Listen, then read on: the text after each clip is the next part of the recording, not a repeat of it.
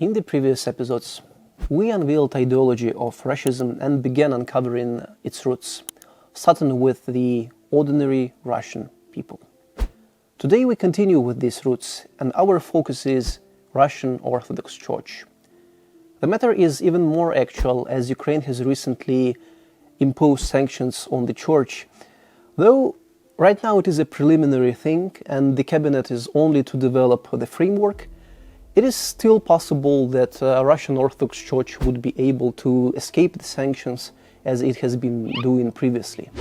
Yet, international establishment such as the President of Hungary and already stated that action of Ukraine constitutes a limitation and restriction of freedom of speech and restriction of religious rights.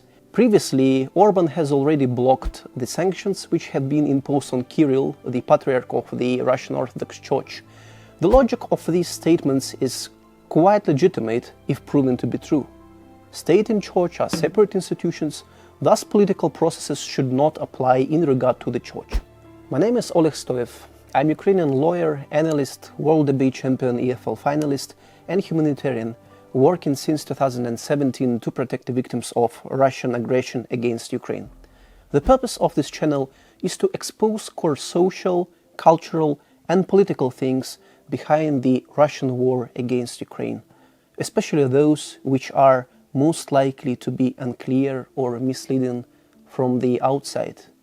And today we have a look on Russian Orthodox Church and its relation to Rashism.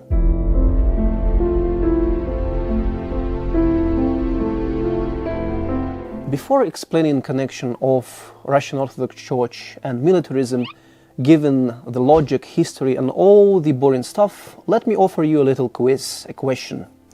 Which of the following statements is fake? A. Russian Church blesses nuclear missiles, including nuclear missile Saturn. B. Russian Church establishes voluntary military units to fight in Ukraine. C. There are special pneumatic mobile cathedrals in the disposal of Russian airborne forces. And D. One of the varieties of Russian idea is called nuclear orthodoxy, which defines nuclear weapon and Orthodox Church as two pillars of Russian national security. Let's say you pick point A, blessing Saturn. That might be too much even for Russia, isn't it? Well, not really. Russian Church blesses nuclear weapon.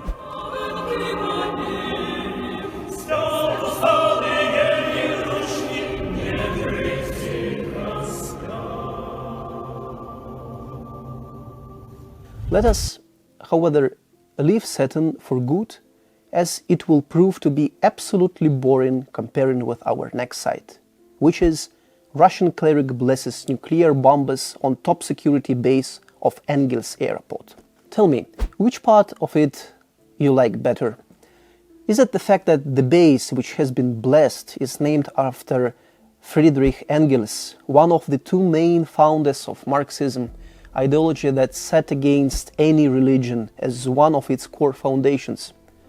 Or would you like better the fact that the blessing is conducted with the icon of Joseph Stalin, a kind gentleman who implemented ideology of Engels in the most cruel way possible in regards to religious institutions and its people, wiping from the face of Soviet Union as many cathedrals, churches and religious schools as possible, not to say butchering thousands and thousands of church people, repressing over 31,000 of them only in 2 months of 1937. We might also note that this is exactly the Engels airport that has been used by Russian army to deploy the bombers it has been using to attack on Ukrainian power, gas and other infrastructure.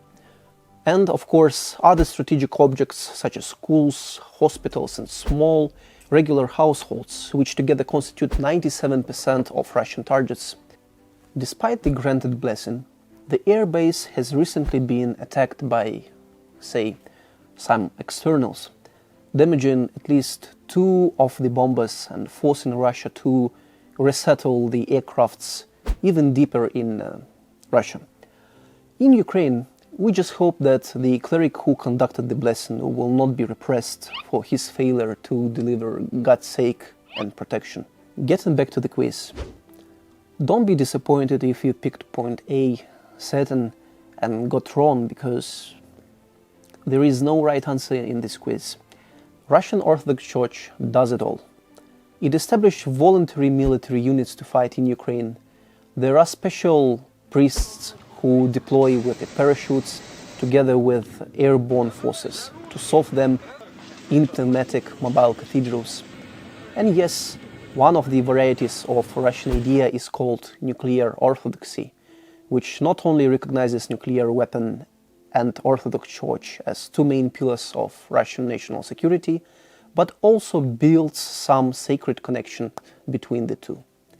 It is not recognized formally by Russian Church or any other institution, but it tolerates it very willingly, at least. For example, the head of Patriarchy Commission on, Family Affairs, characterized nuclear weapon as, quoting, splendid invention, which is the reason why Russia still exists. If you wonder why Russian Orthodox Church tends so much to weapon and all other militarism, the answer is simple.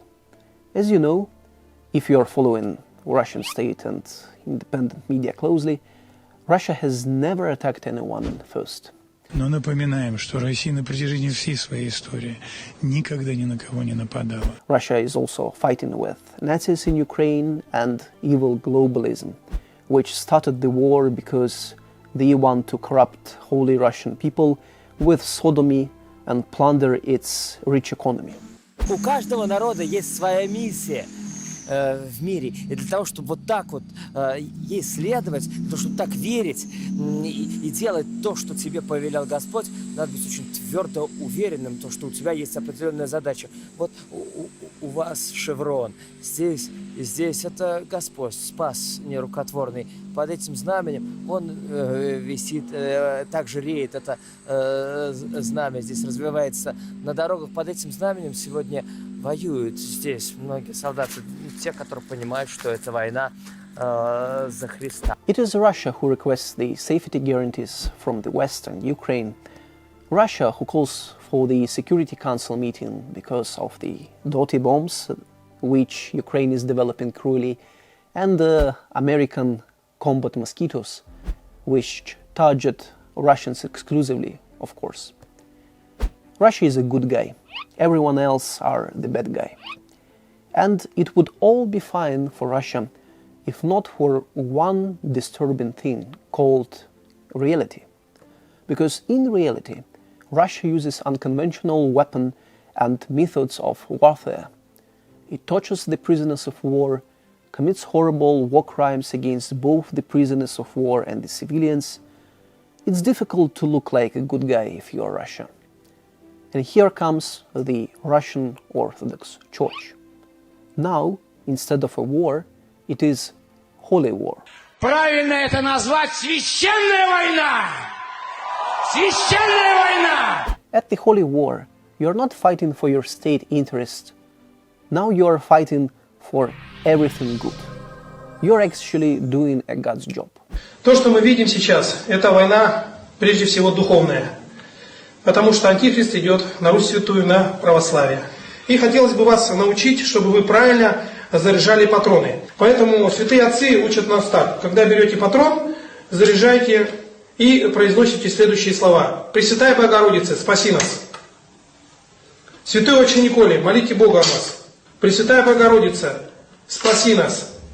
Святой Отче Николе, моли Бога о нас. Царь Николай II, моли Бога о нас. If you are at a regular war, what would you say about mercenaries taken illegally out of jail who used to kill innocent people just so they can return to freedom and kill innocent people yet again? Я представитель сейчас военной компании.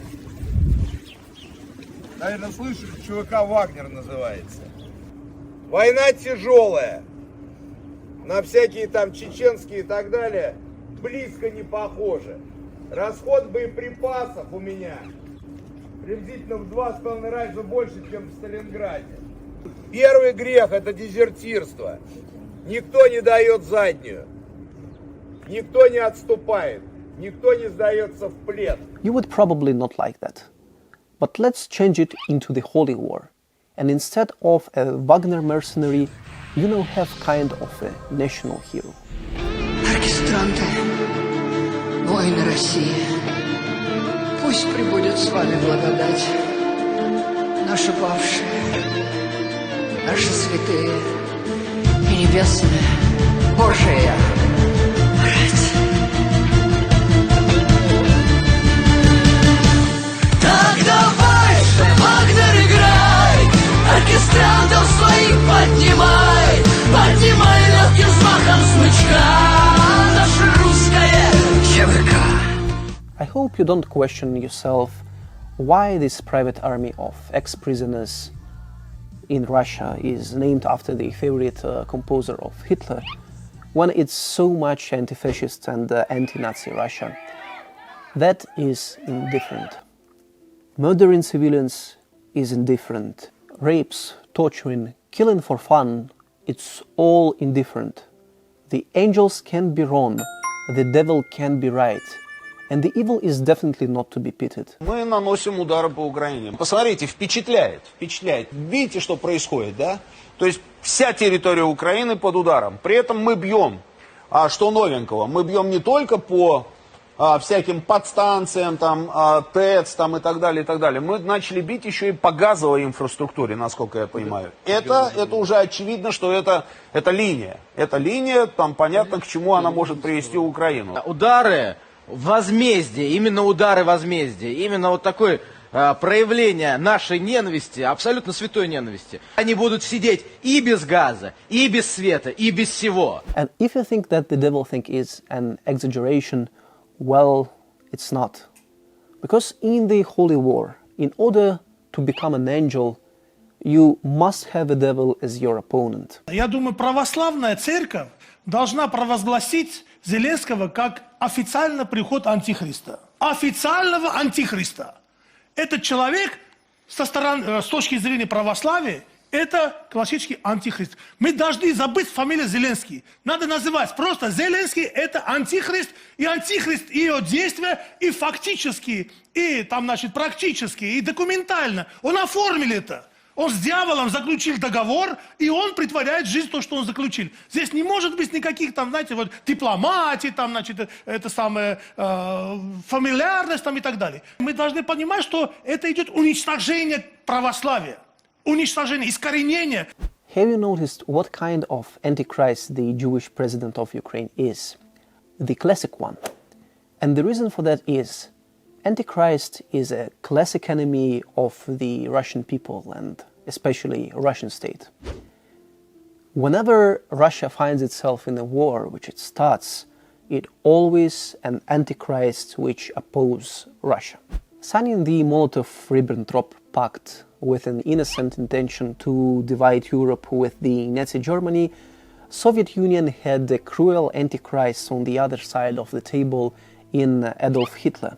But the Second World War is somewhat clear. In the First World War, Russian Empire had William II as an Antichrist. It was Napoleon, however, who hit the Antichrist fighting sentiment the hardest, though not the first. The story is long, but the point is clear. Russian Holy War with Ukraine is not invented in 2022.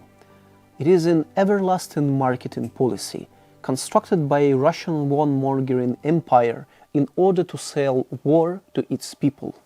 Sell it through the Russian Orthodox Church.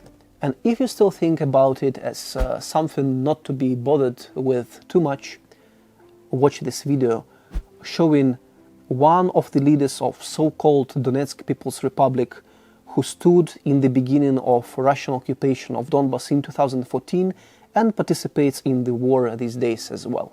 И нам очень важно создать образ врага, который будет отвечать как бы истинному месту. То есть это русские люди, в которых вселился бес. Вот.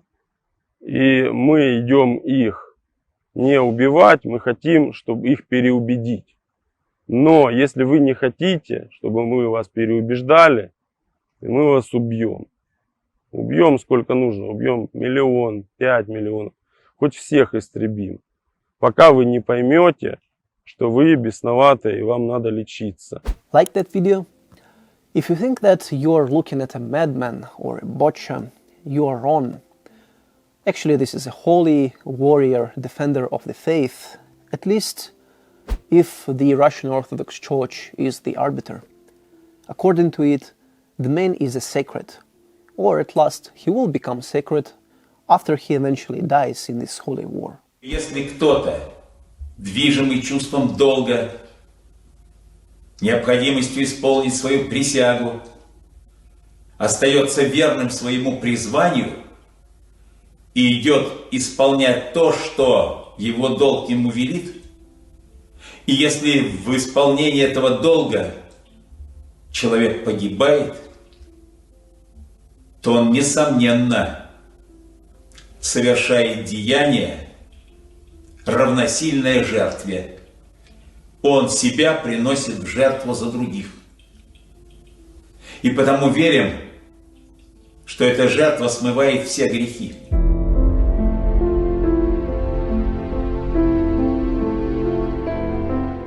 One of the foundations of Rashism is absolute power of the leader and the system, whoever the leader is and whatever the system is.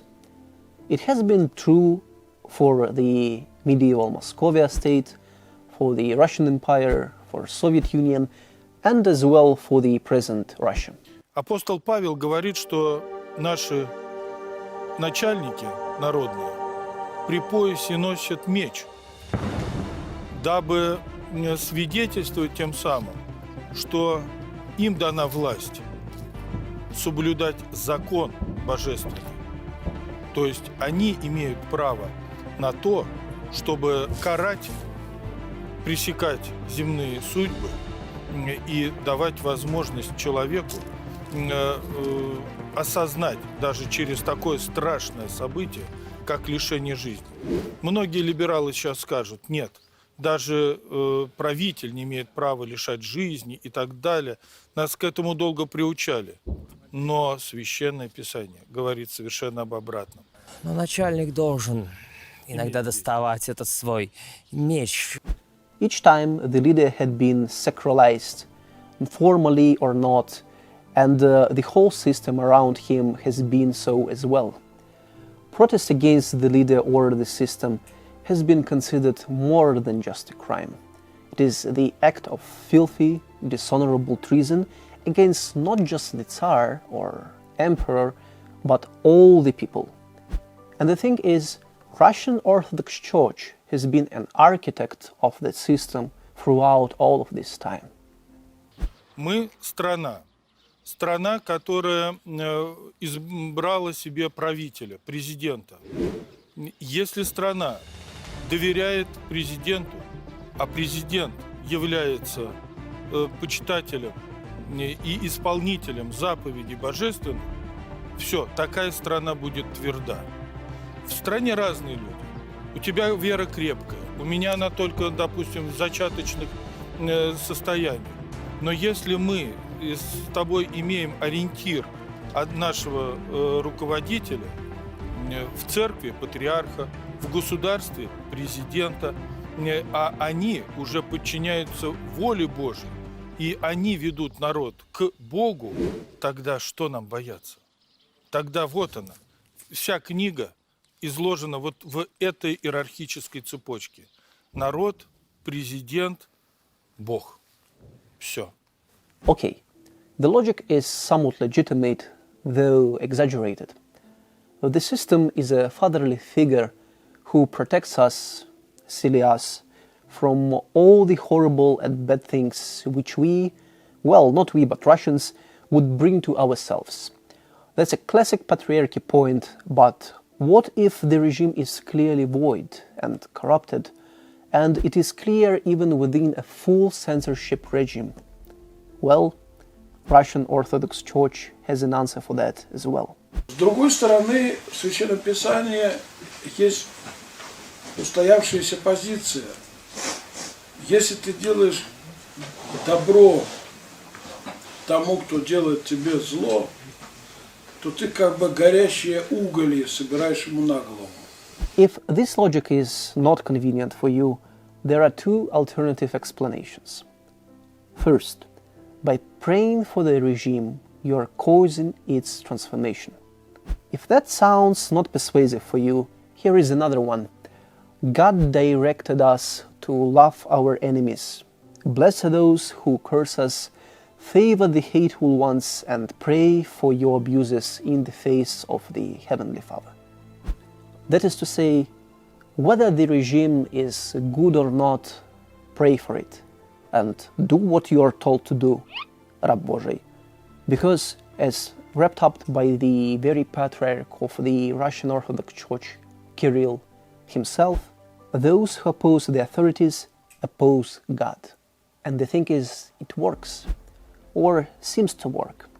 As a reference, I would use a statement of a killed Russian soldier's mother who had a meeting with Putin and described her experience as, "It was like to meet God." I say I would pick that as a reference because later it has been revealed that all these mothers of the deceased Russian soldiers have been handpicked by Putin's administration. They mostly consist of Putin's party, United Russia, and some of the sons have actually died years and years ago. To understand how far this obedience goes, let us refer to the curious case of priest Vasiliev. This is a very, very respectful gentleman, long-standing priest of the Russian Orthodox Church. Priest Vasiliev stood out of the church crowd because of the two things. First, power of his faith, and second, the military religious service record. That means serving as a devoted priest at Russian military campaigns abroad, including Kosovo, Bosnia, Abkhazia, Ossetia, Kyrgyzia, North Caucasus, Syria, and eventually Ukraine. Decorated with 7 high state awards, the servant of Russian Orthodox God decided to comfort a mother whose son has been mobilized to invade Ukraine and has been effectively and permanently dismissed by Ukrainian army. So here goes his comforting appeal. Я понимаю прекрасно, что каждой даме от природы Господь в большинстве случаев попустил родить множество деток. Если дама, исполняя эту заповедь Божию, плодитесь и размножайтесь, отказалась от, соответственно, искусственных средств прерывания беременности в самом широком спектре, то, очевидно, ребеночек у нее будет не один, а больше, в большинстве случаев. А значит, ей не так больно и страшно будет, соответственно, с ним расставаться. Не так страшен черт, как его малюют. Бог не выдаст, свинья не съест. You might think that Mr. Vasiliev might be some kind of a freak whose statements do not represent the situation in Russia. Well, the thing is, the story did not end on that public appeal. Apparently, something went wrong, as well as it did with the blessing of the nuclear bombers in Engels, and Father Mikhail has found his rest in Ukraine forever. On that occasion, the priest was awarded with the Hero of Russia title, the highest official award in the state to mark the most prominent and respectful members of the society. You might wonder how Russian Orthodox Church has come in such position. The question would be quite difficult to answer because, as far as you can see in Moscovia's history, Russian Church has always been serving its real master, the guy in power. And if it ever dared to act different way, the sin of disobedience has always been punished timely and diligently, and the order returned.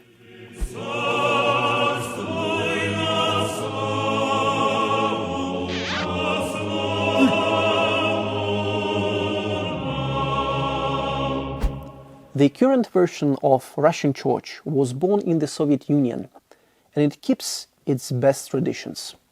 After demolishing all the churches early in the 20th century, Stalin, the guy from the icon, re-established the church during the Second World War in order to play the Holy War card again. The church, however, had been framed very carefully. Any appointment within the church required registration within the State Department and must have been agreed upon by the State Security Agency, KGB. The best illustration of this system is the Patriarch. For instance, if we take Patriarch Piman in service until his death in 1990, his KGB agent status is well known. In 1 year after the Piman's death, so did the Soviet Union, and Russian FSB succeeded the Soviet KGB. But the essence and spirit remain the same. The upcoming patriarchs, Alexei II, in charge from the 1990, and Patriarch Kirill, in office from the 2009, have both been KGB agents, and this information is quite clear. In 2021, for instance, Bulgarian court recognized Kirill's visit to Bulgaria not as a religious one, but as a political meeting, and upon an investigation found no slander in statement of Bulgarian Prime Minister who called Kirill a KGB agent. The most illustrious is the story of Patriarch Philip, a head priest of Russian Church in the times of Ivan the Terrible. Horrified with the injustices of oprichniks, Ivan's private bandit army functioning to suppress his own people as well as the outsiders, Philip appealed to Ivan on several matters, irritating him greatly. For such a sin, Philip has been put in detention to one of the monasteries. Quite soon enough, however, Ivan sent his oprichnik leader, Maluta Skuratov, to Philip in order for him to obtain a blessing for Ivan's war and, speaking modern language, special operations. When Philip refused to provide it, Skuratov strangled Philip with a pillow, later accusing the monastery of hitting so strongly that poor Philip had suffocated. Having the church within their service, Russian regimes have been eager to maintain it, not only to remain the grip on the state, but also for the sake of expansionism and the use of the church as their agent.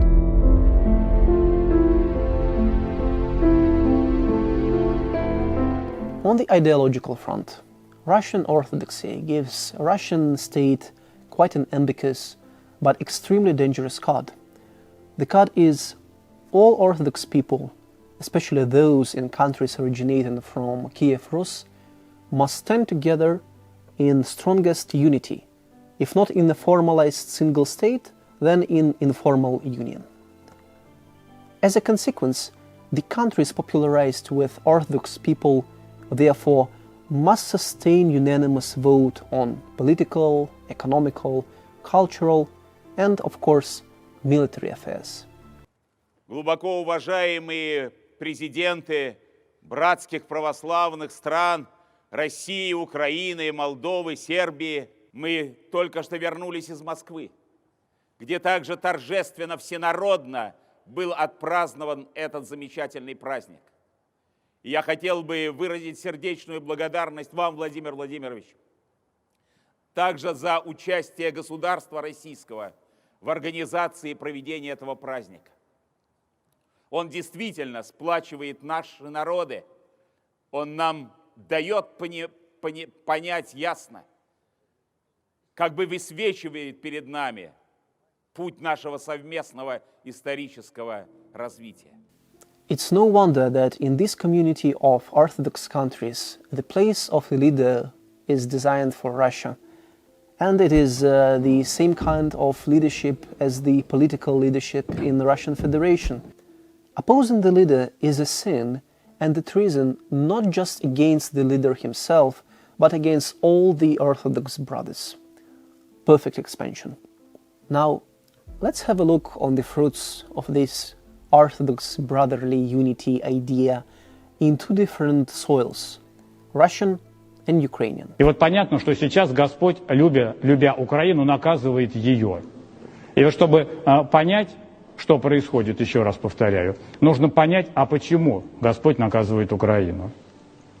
Почему именно Украину? И вот эта ненависть украинцев сейчас к русским, ведь русские – это просто орудие Божие. Это как ремень, которым отец наказывает ребенка.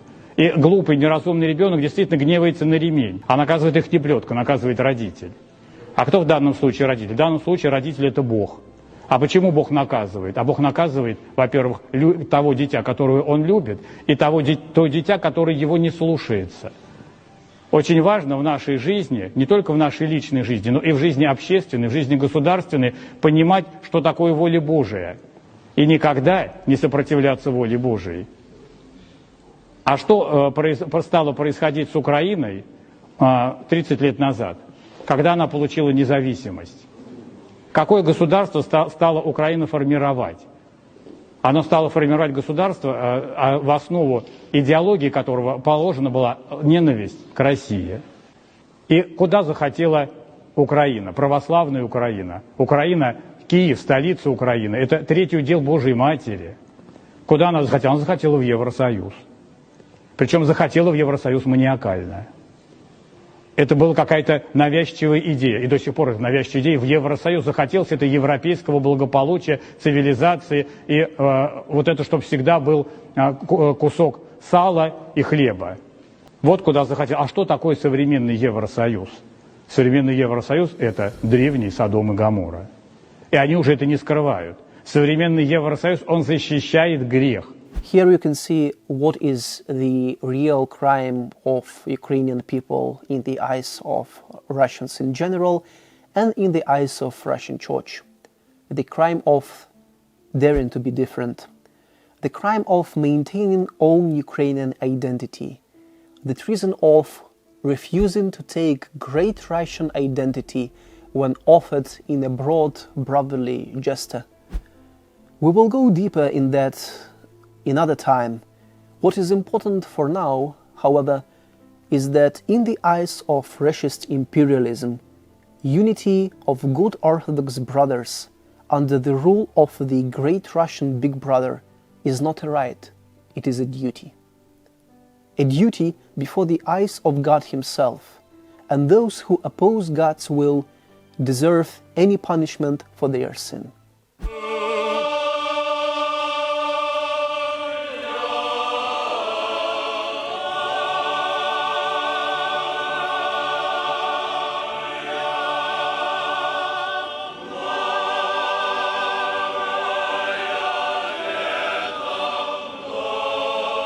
But what about Ukrainian Orthodox people? Having missiles demolishing their homes, would Ukrainian Orthodox people listen to the big Orthodox brother? Some part of them, unfortunately, yes.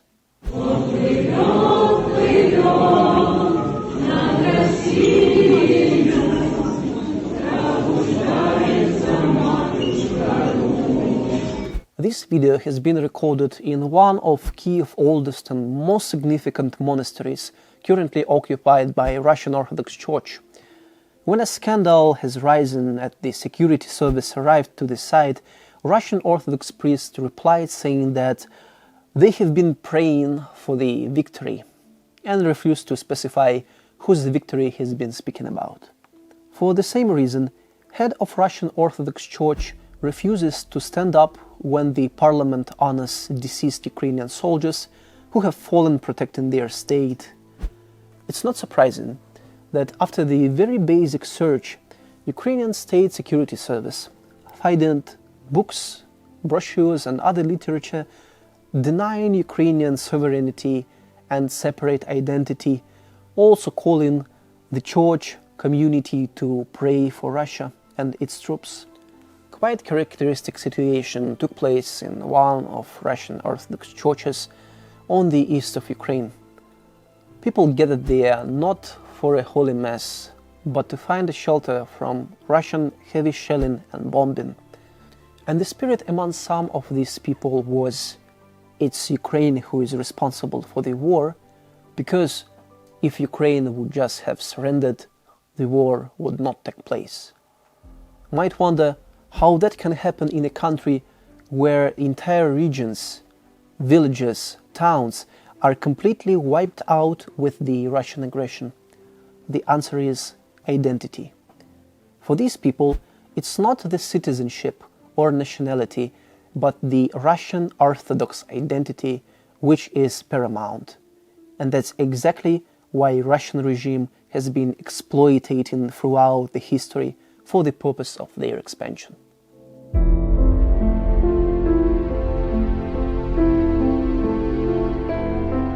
Our final point for today is pure agent activity.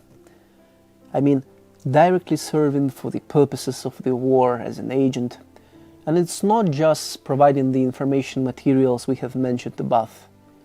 The whole occupation of the eastern Ukraine started in 2014, when Russia still tried to make it look like they have nothing to do with that. And it is not an international armed conflict, but a local Ukrainian civil war.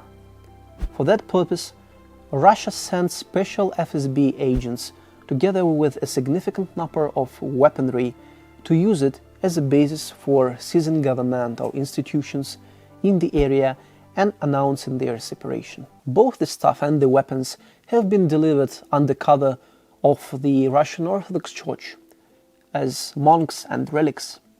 In 2022, with the full-scale open invasion, many of Russian Orthodox churches and monasteries collaborated with Russian authorities. In other Russian churches, Security Service of Ukraine has captured Russian citizens with no documentation or with Russian military IDs, who have been concealed there from the start of the invasion.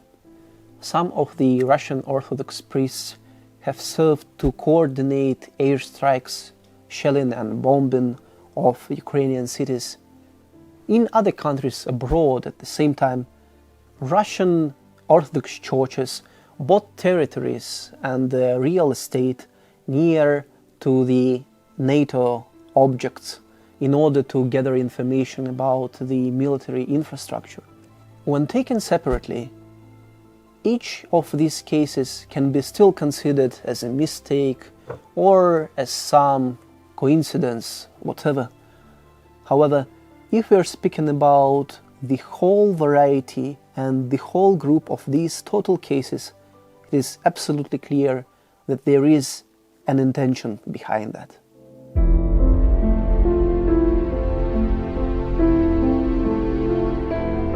It might be argued that there are different opinions and positions inside the Russian Orthodox Church.